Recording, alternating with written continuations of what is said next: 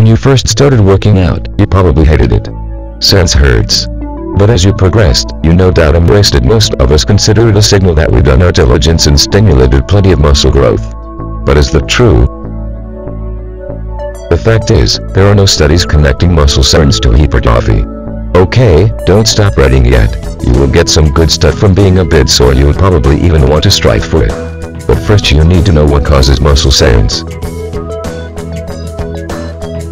It's believed that the pain is caused by microtrauma in muscle fibers, and it's primarily triggered by the negative, or eccentric, stroke of an exercise, like when you lower a bench press, squat or curl representative. Once your body repairs those micro tears, it follows that the muscle should grow larger. However, the trauma is in the myofibrils, the force-generating actin and myosin strands in the fiber.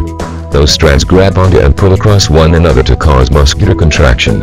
When you control the negative stroke of a representative, there is friction as those strands drag across each other in an attempt to slow movement speed to prevent injury, and the dragging, it's believed, is what inflicts the microtrauma. That's a simplification, but you get the idea. So it appears that some growth can occur after muscle soreness is repaired, but it's in the myofibrils. More and more research is beginning to show that those force-generating strands do not contribute the majority of muscle size. Serious mass comes via sarcoplasmic expansion.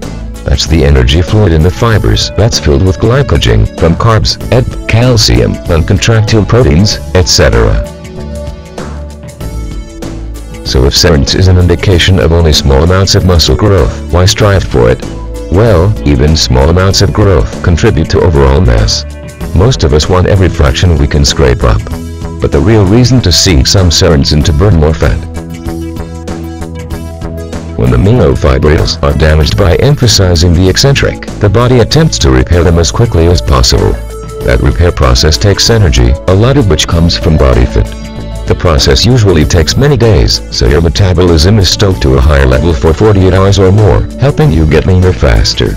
Note: high-intensity interval training, like sprints alternated with slow jogs, damages muscle fibers during the intense intervals, the sprints, which is why HIIT burns more fat in the long run than steady-state cardio, or no muscle damage occurs. Do you need heavy negative-only sets to get that extra bit of size and metabolic momentum? That's one way, but negative accentuated, or eccentric, sets may be a better, safer way. For an eccentric set, you take a somewhat lighter poundage than your 10 RM and raise the weight in 1 second and lower it in 6. That 1 second positive/6 second negative cadence does some great things, starting with myofibrillar trauma for some soreness.